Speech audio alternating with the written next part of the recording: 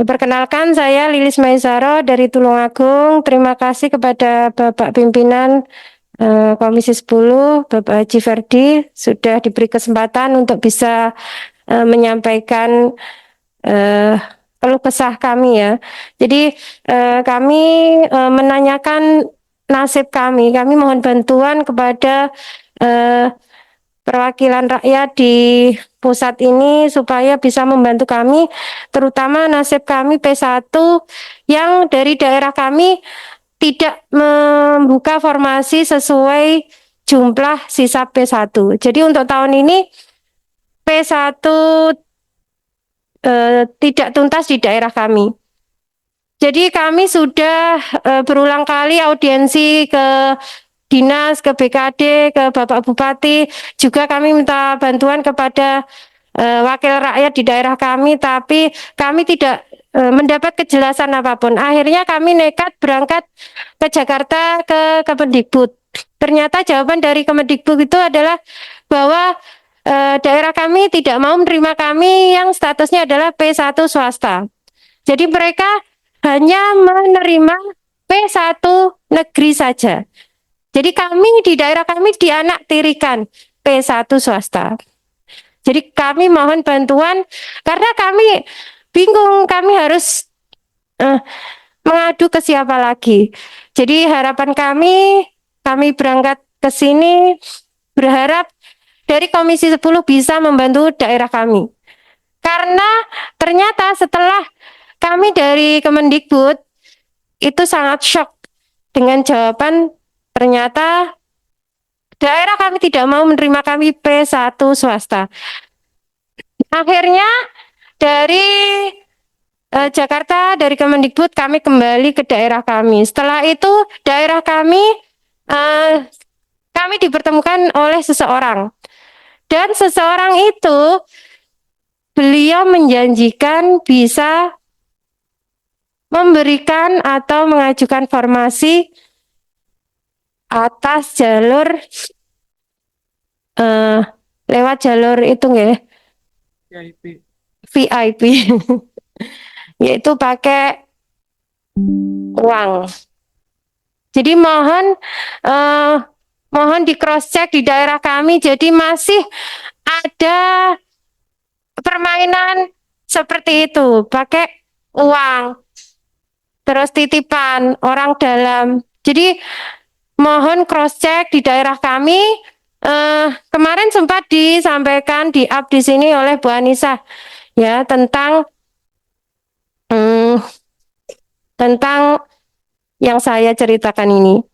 Jadi mohon bantuan karena kami bingung mau kemana lagi kami harus menyampaikan.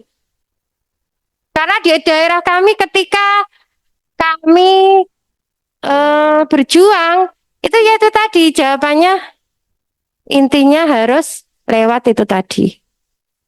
Jadi kami diminta untuk mengelis nama-nama yang siap diajukan untuk formasi. Jadi ketika kalau tidak mau ikut di situ berarti tidak diajukan formasinya seperti itu. Jadi mohon dengan sangat jangan kebiasaan seperti ini dilanjutkan karena di daerah kami ini sudah sangat mengakar sekali dan membudaya. Jadi ibaratnya itu korupsi itu seperti minum air putih ya. Jadi minum air putih itu tidak terasa tapi itu sangat menyehatkan, menyegarkan. Jadi tidak terasa tapi buat nagih-nagih lagi. Jadi mohon bantuan dari Komisi 10, mohon bantuannya untuk daerah kami di cross check kembali karena masih ada permainan seperti itu. Ini dan kami mohon tidak dianaktirikan. Kenapa kami yang P1 swasta itu tidak diterima? Tadi saya dapat info dari teman itu juga ternyata yang P1 dari Jatim itu dari swasta, dia sudah menerima SK, tapi ternyata dia di sekolah yang sudah penempatan di SK-nya itu tidak menerima beliau. Beliau hanya boleh absen di depan sekolah, tidak diizinkan masuk. Karena apa? Karena di sekolah tersebut masih banyak honorer yang negeri.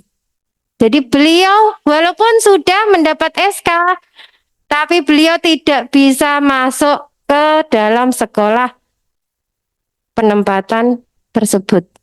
Jadi mohon keadilannya, jangan sampai kayak seperti saya ini, saya tidak punya orang dalam, saya tidak punya uang, saya hanya punya kompetensi. Saya sudah ikut tes dan saya lulus passing grade. Jadi mohon bantuannya, yang praktek uang seperti itu masih berjalan, mohon dibasmi, mohon diberantas, karena itu tadi itu sangat mengakar. Dan kalau disebut oknum itu harusnya kan cuma satu dua, tapi kenapa kok ini oknumnya banyak sekali? Namanya bukan oknum lagi, tapi ini sudah jaringan. Karena untuk mengungkap ini sangat sulit sekali, tapi kenyataannya itu memang ada. Dan di daerah saya ini apapun harus bayar. NUPTK bayar, masuk dapodik bayar, honorer bayar. Kami juga minta mohon tidak dianaktirikan karena kami swasta. Saya dulu pernah masuk sukuan, jadi di depan rumah saya itu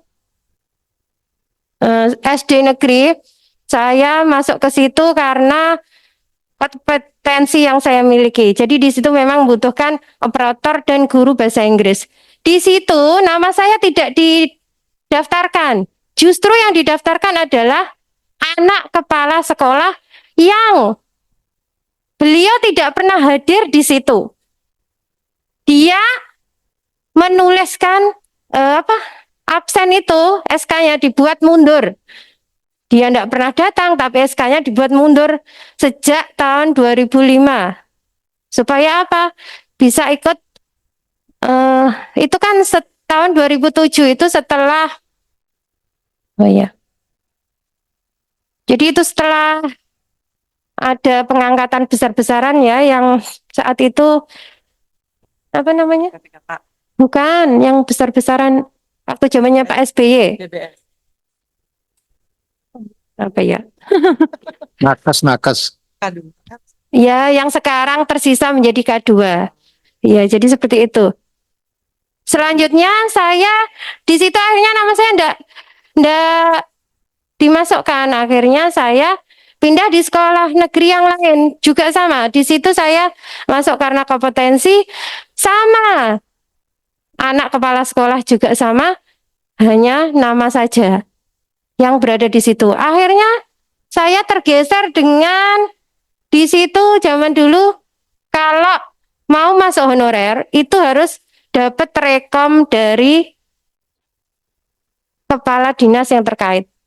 Jadi saya tergeser juga oleh rekom yang mendapat rekom tersebut. Jadi mohon bantuannya, kami ini rakyat kecil, kami sudah dilempar sana, dilempar sini, kami sudah mengikuti aturan pemerintah, tapi kami hanya di PHP saja. Dan kami hanya menjadi korban dari kebijakan pemerintah selama ini. Dan kami perjuangkan, tapi malah ujung-ujungnya disuruh membayar. Padahal kami tujuan mengikuti P3K ini adalah untuk mensejahterakan ekonomi kami. Mungkin itu dari saya, mohon bantuan benar-benar untuk di cross check ke daerah kami tentang yang saya ceritakan tadi. Bila ada salah saya akhiri. Mohon maaf. Wassalamualaikum warahmatullahi wabarakatuh.